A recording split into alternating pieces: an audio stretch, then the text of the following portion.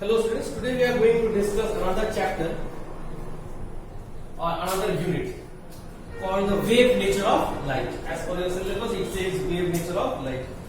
And this wave nature was proposed by a scientist, a Dutchman, okay, a Dutchman scientist in the year 1678. I'll come to the name, but let me just give a brief history of that. Before this proposal made by this Dutchman in the year 1678, the prevailing idea on light was proposed by Newton, and it is called Newton's corpuscular theory.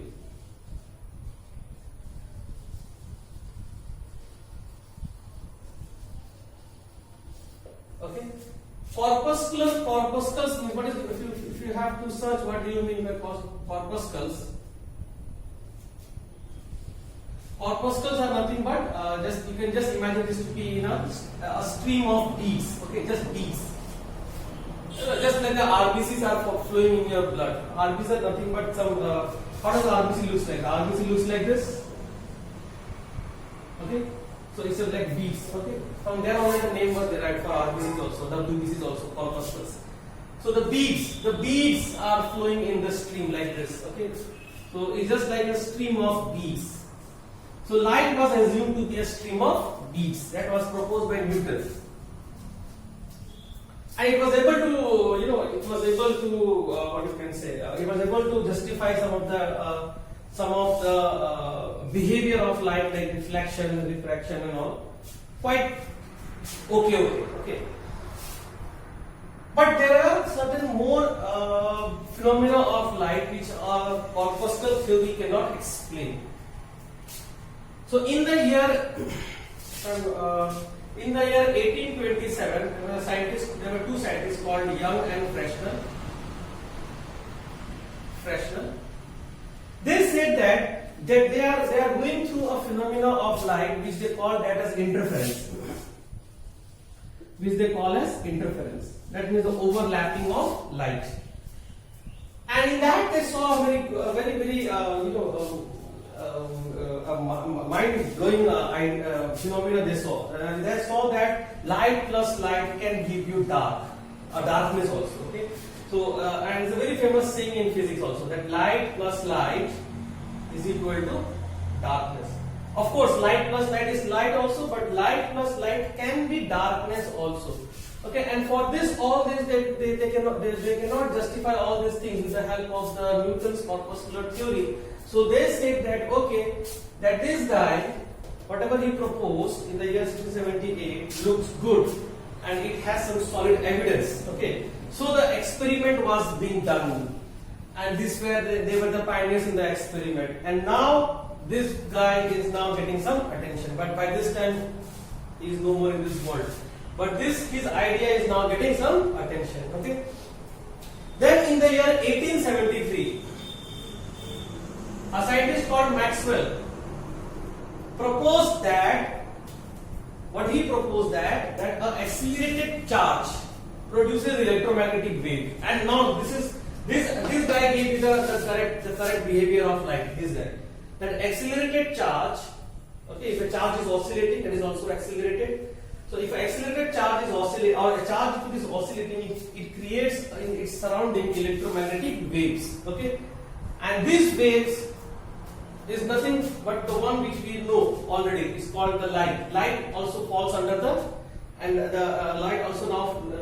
So with his proposal, light also has wave nature. Light has wave nature. Because what he proposed something called electromagnetic waves. The origin of electromagnetic wave. That accelerated charge produces electromagnetic waves in the form of electric field and magnetic field, which varies periodically. Okay, so and we know that light also falls under the category of entire electromagnetic spectrum, starting from radio waves to gamma waves. Okay, we have the visible spectrum, and that visible spectrum is called the light. Okay, so even the light is also having a wave nature. And once Maxwell said, and Maxwell proposed with some equations, we call those as Maxwell equations. So his statement was like a seal. Okay, now it is confirmed that this guy, what he proposed in the year 1978, that light is wave nature is correct. And that guy name was, you can try pronouncing it, okay, and I'm going to help you. The spelling is Huygens. This Uy in Dutch is pronounced as oil, okay, and hence the full name Huygens principle, okay, Huygens principle, okay, and the scientist name is Huygens, Christian Huygens, it's his full name, a Dutchman, okay. So Huygens proposed that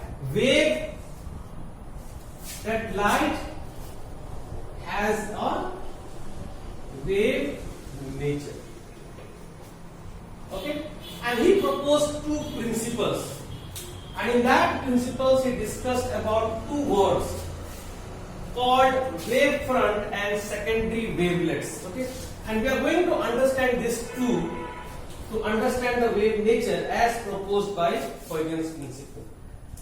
Okay, so this was the whole story of the emerging view of Huygens, where light becomes a wave nature. But does it mean that this guy was completely wrong? No, we cannot say that those people were completely wrong like this one, because there are some phenomena in physics which demands us to go back to this corpuscular theory. Okay, so what the Newton proposed is not completely wrong. It does justify the phenomena, some of the phenomena like photoelectric effect, light Compton effect, and you cannot say that Huygens was also completely wrong, because it just justifies this also justifies some phenomena like interference, phenomena like diffraction. So what is the whole idea? The whole idea is that we have to propose a new view for the light, that light exhibits dual nature. Okay? So how the light exhibits dual nature? That for some phenomena light behaves as a wave, and for some phenomena light behaves as a particle. And this was like, it was like a tsunami in the world of physics. Okay, but slowly and slowly the scientists adapted, and yes, light does exhibit dual nature. They all accepted it. And now we are here studying those concepts, those revolutionary concepts in our syllabus. Okay. So, just a quick recap what we have done so far. We have done the history of light. It was first corpuscle, then proposed by Huygens, experimentally proved by Young, C given by Maxwell. But this is not completely wrong. This also justifies some of the phenomena. That also justifies some phenomena. So as per our syllabus, we are going to first start the concept of the wave nature of light as proposed by Huygens. Now Huygens in its principle has used two words, and we are going to understand those two words first. The two words which Huygens has proposed is called wavefront, and then the other word he has used is secondary wavelength. Secondary wavelengths. Okay. Now, what exactly is wavefront? What exactly is secondary wavelength? All these things we are going to understand now. And let's try to understand it.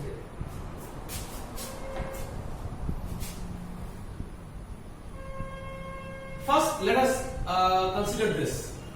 Okay, just a normal wave. If I have to plot this wave with the function of a phase, then we know that this point has a phase of pi by 2, this point has a phase of pi, this point has a phase of 3 pi by 2, and this point has a phase of 2 pi. Okay?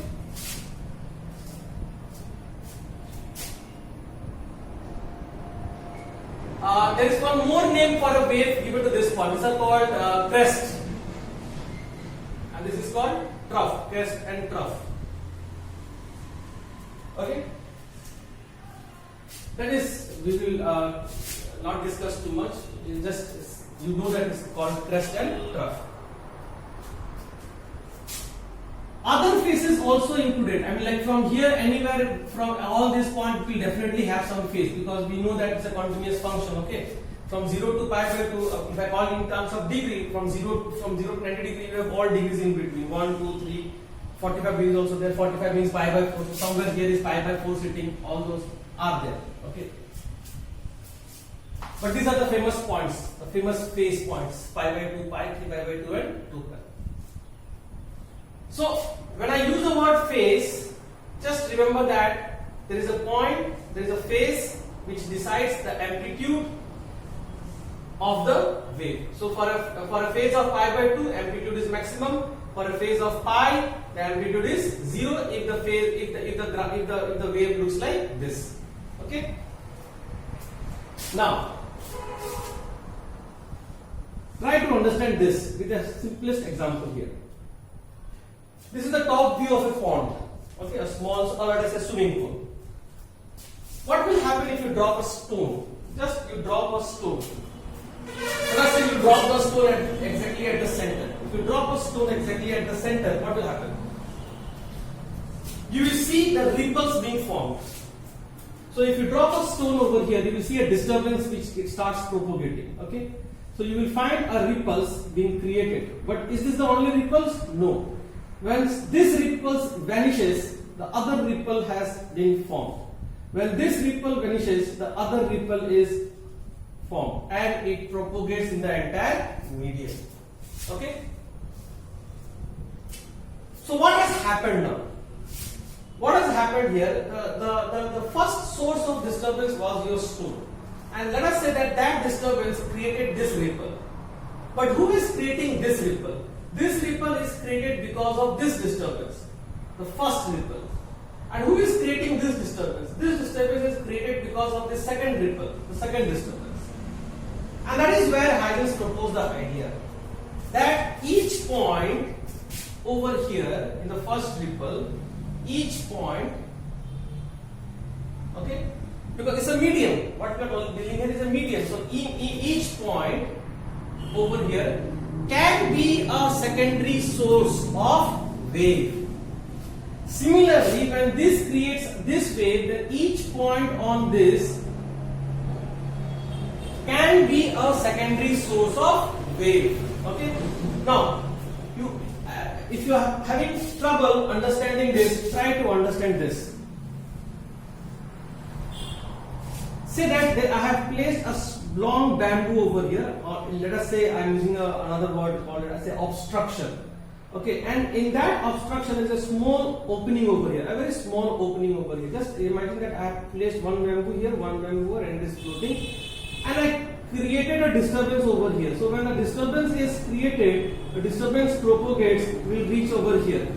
Now this bamboos over here cannot allow the disturbance to move ahead. Fine. But because of that small opening over here, what has happened? The disturbance leaks from here and then it starts moving in the forward direction. What does it happen? Since this point was a passage for the wave to communicate to the other part, so the disturbance at this point on this ripple, that disturbance has created this entire ripple on the other part.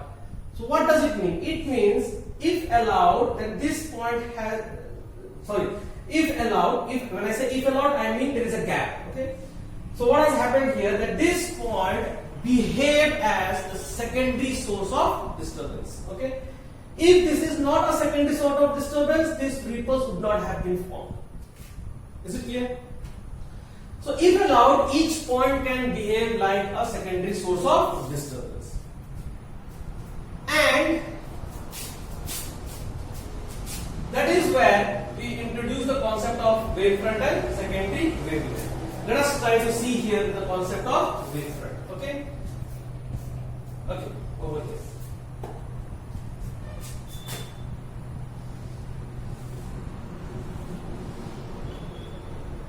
So again, let us say that this is the stone, and when you drop the stone, it creates a ripples. Now, if you see the ripples, what you see is only the top part of the ripple. Okay? You only see a ripples like this being formed in all directions. So, if I just consider this, the crest and the trough, so the ripples are being from crest, trough, and it is forming in all directions crest, trough, crest, trough. This is also forming here crest, trough, and crest, then inside trough. Okay. So allow me to draw this two-dimensional structure. So this is what I am calling as crest, trough, crest, trough. Okay, and this is your.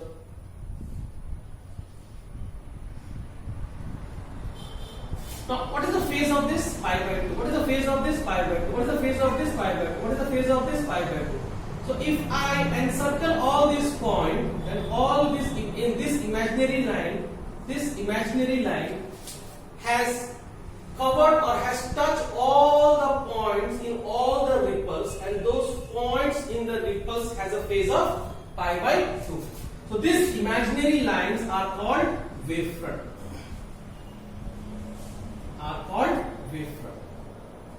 Okay. So what exactly is wavefront again? These are imaginary lines drawn on waves which envelopes all the points in such a way that all the points falling on the wavefront will have the same phase. Okay. Now let's again try to understand this in another very simplest way.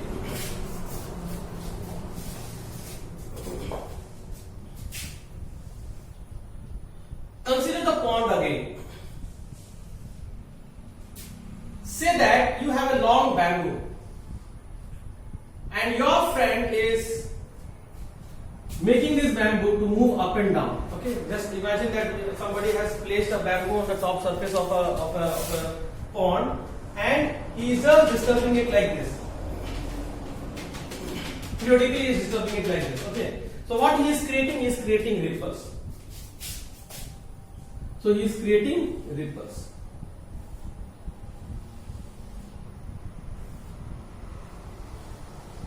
If I draw an imaginary line over here, now this imaginary line is touching this point on the wave, is touching this point on the wave, is touching this point on the wave.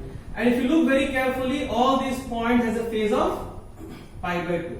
That means this imaginary line can be now called as wavefront. But is there only one wavefront? No. If I draw another imaginary line over here, touching this point has a phase of 3 pi by 2, 3 pi by 2, 3 pi by 2. Then this is also called wavefront. You just cannot draw wavefront like this. To draw a wavefront, there is a rule. Okay, I will come to that point also.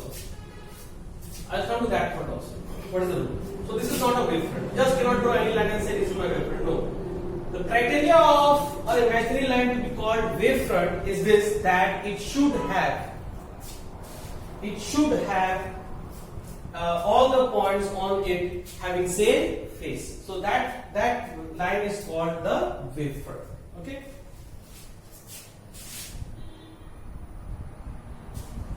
Now come over here again. As I was saying over here, the disturbance. So, as I said that each point on this ripple, this is what I use. Now I am going to use the word wavefront. So if I consider over here that this is one wavefront, this is one wavefront, this is another wavefront, and then if I block this and I allow only a small passage over here, so I am blocking this part and I am allowing only small passage over here, that means this point on the wavefront creates the secondary wave. Okay, this point over here creates the secondary wave on the other half. So I am going to reframe my statement now. Each point on a wavefront, understand? Each point on a wavefront can be a secondary source of disturbance. And the secondary, the wave which this particle generates, these waves are called secondary wavelets. Okay. So I'll repeat again. The wave which is generated because of this one, or the disturbance which this particle is generating, that disturbance is called secondary wavelets. So to sum up, this is what is happening here in the context of this chapter. That find there has to be a stone which is the primary source of disturbance. It creates a ripples. If I draw an imaginary line in such a way that it encloses all the points of same phase, that imaginary line is called wavefront, and each point on the wavefront can act as a secondary source of disturbance. And then and the wave emerging from the points of the wavefront. The fresh wave, you can say, the fresh wave which emerges out from the point on a given wavefront, those waves are called secondary wavelets. Okay. So let me give you the statement as proposed by Huygens principle, and then you will understand what exactly is Huygens principle. The statement given by Huygens principle as per your book is as follows. Every particle of the medium situated on the wavefront act as a new source or new wave source from which fresh wave originates. These waves are called secondary wavelets. Okay, this is the first principle. There is one more statement to it, and for that I am going to read it and then I am going to explain it. The secondary wavelets travels in a medium in all directions with the speed of original wave. The third statement. The envelope of the secondary wavelets in the forward direction at any instant gives the new wavefront of that instant. Okay, so you might be realizing that it is getting more confused and confused. Yes, no doubt about it. It's a new concept altogether. But trust me, it's not that weird. Okay, I will try my best to explain you in detail the principles over here. So just to have a brief recap, what we have done so far. Apart from the introduction, the history and all, we have introduced two words called wavefront and secondary wavelet. Okay, wavefront, we have to make sure that wavefront, what is clear, is an imaginary line on which all points will have the same phase difference. Because the board does ask a question like, what is the phase difference between 2 points on a given wavefront? Answer is 0. Because on a given wavefront, 2 points will have the same phase. So the phase difference is 0. This is very important. And then we have also learned about secondary wavelet. And now let us try to understand that how secondary wavelets creates the next wavefront. Okay, let us try to understand this. And let us say there is no passage. It's free to, the waves are free to go anywhere. And let us start again with the same pond where the ripples are being formed. Okay, so you are disturbing here with the bamboo and you have got the first wavefront. Okay, this is my first wavefront. Because of this bamboo, the ripples are being formed as discussed over here. This is my first wavefront. So over here, let us say I selected few points on this wavefront. Now this wavefront can be a secondary source of disturbance. So this will try to disturb. So let us say and remember the velocity, the speed of the speed of the wave will remain same. So suppose if I use a device to draw an arc. Okay, the arc over here. So suppose if I draw an arc over here, just imagine I draw an arc over here. With this as the center, I am drawing an arc. So if I draw an arc over here, and then if I draw an arc over here, and then if I draw an arc over here, and then if I draw an arc over here, and then if I draw an arc over here. Allow me to just spoil the diagram. So all these are waves. Okay, I am just drawing a one wave at one instant of time called t. By that time, the velocity has traveled a distance of the wave has traveled a distance of v times of t from this point. All these are waves, the ripples. But I am interested only in this one after time t. So after time t, the disturbance has reached here. The disturbance has reached here. The disturbance has reached here, and all these will interfere. Okay, the one coming from this, one coming from this, all will interfere. So after interference, it will produce a resultant wave or a resultant ripple. So as you remember that the bamboo, when the bamboo is disturbed, it creates a ripple, and that ripple is like this, going up, then going down, going up, and then going down, going up, and coming down. Okay. So as I discussed over here. So as per the statement of Huygens, which says that the envelope of secondary wavelets gives the position of next wavefront after time t. So after time t, these are all by secondary wavelets. Now envelope of this. Envelope means draw a tangent. If you draw a tangent, then this becomes my second wavefront. If I consider this to be the first wavefront, this becomes the second wavefront.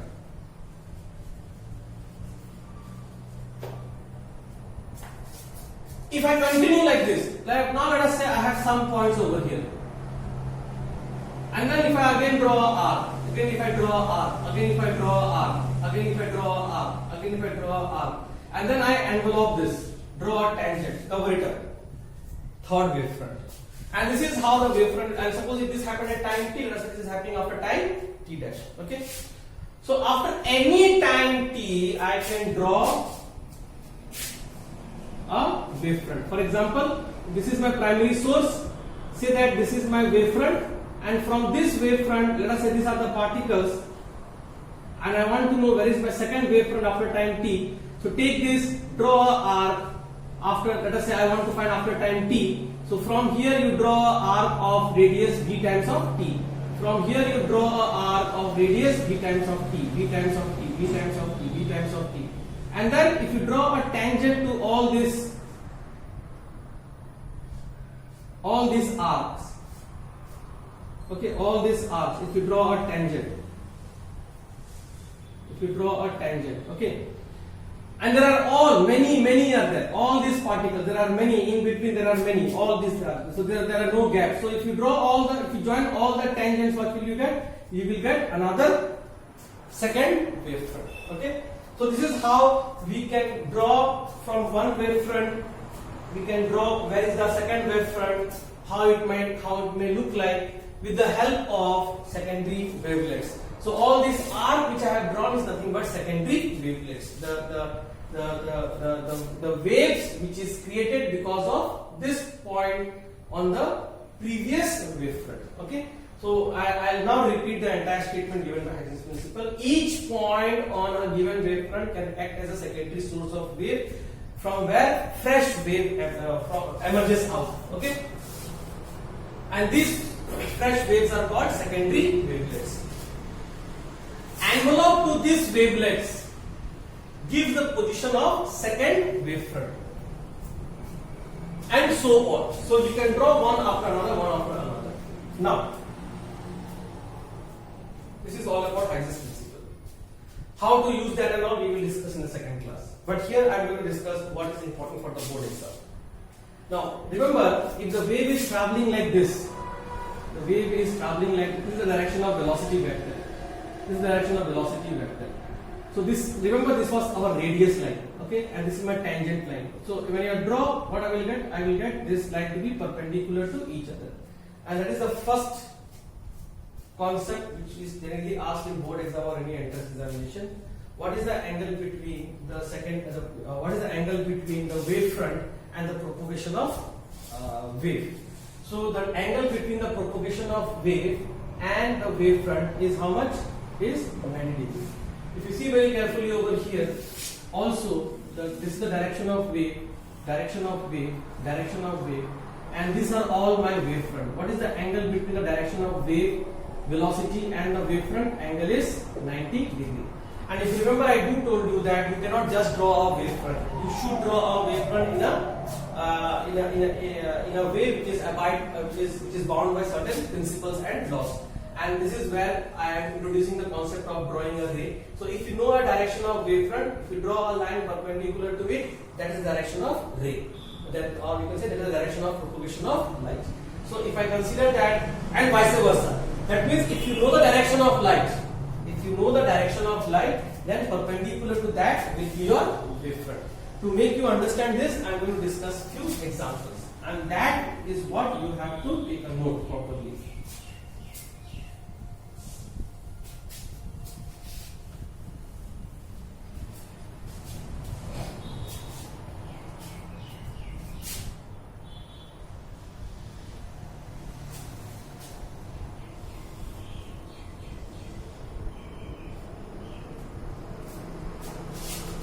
Okay, this is not required anymore. This is just light wave. So suppose that this is the point source of light. We know that the light wave will travel in all the direction. This is how we draw a ray. Light travels in all the direction. So at a given radius, if I draw a tangent, and then if I join all of them, what will I get? I will get this as wavefront. And what is the angle between the direction of ray and the wavefront? Angle is 90 degree. And this I am calling as point source. First question. How does the wavefront looks like for a point source? So for a point source, the wavefront is spherical in nature. It is spherical wavefront. Concentric spheres. Do not use the word circle. It's a 3 dimension. Okay, spherical wavefront. Then you have a line source. Remember the line source, the same as that of a bamboo. A line source. So if I consider this to be a line source, just imagine a tube light. Okay. So from the tube light goes here, light goes here, light goes here, light goes here, light goes here. From here. Okay. Now if I consider a circle, or if I consider an envelope, that envelope will look like a cylinder. Okay. So, and the lights are moving out like this.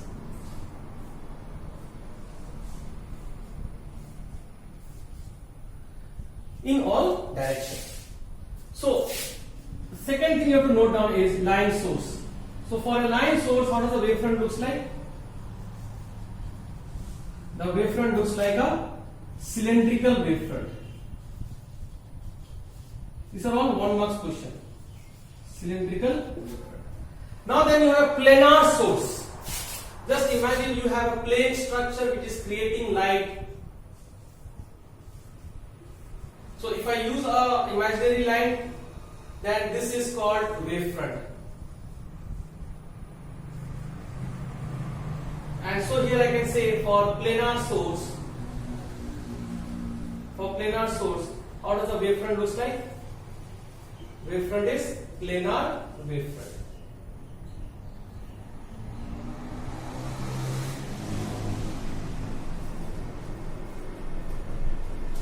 If it rings some bell in your mind that I have heard this something previously also, then yes, you are on a right path. If you do remember the chapter called electrostatic, where we discussed about the concept of electric field and equipotential surface, we have discussed the same thing. Okay, that for a point charge, the equipotential surface looks like a spherical shape. For a line charge, it looks like a cylindrical wavefront, and for a planar charge, it looks like a planar equipotential surface. And this is the beauty of physics. It all comes down to a symmetry. Here they ask you one more question, that for a point source, at infinity, how it looks like? So at infinity it looks like planar wavefront. Because by the time this reaches to infinity, the curvature has become so big.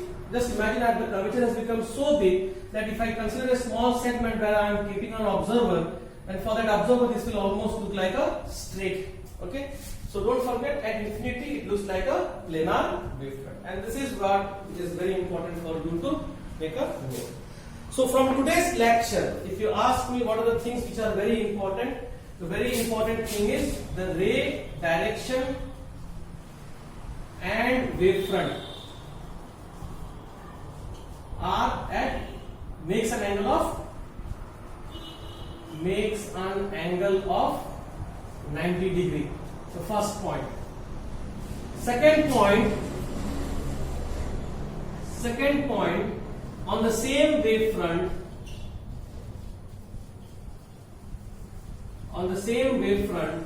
any two points will have a phase difference of 0. This also should ring some bell in your mind. If you do remember, what is the work done on the same equipotential surface? Work done is 0 because they are having the same equipotential. So in the same way, on the same wavefront, 2 points will have the same phase. So phase difference is 0. So point number 1 very important. Point number 2 very important. This important. This important. This important. Okay. And of course the statements, the principles, the statements. What is Huygens principle? The definitions are also important. Okay. Take a note, and thank you for listening to me. It's a new topic. Give yourself some time. Definitely you will understand. Okay. Thank you for watching.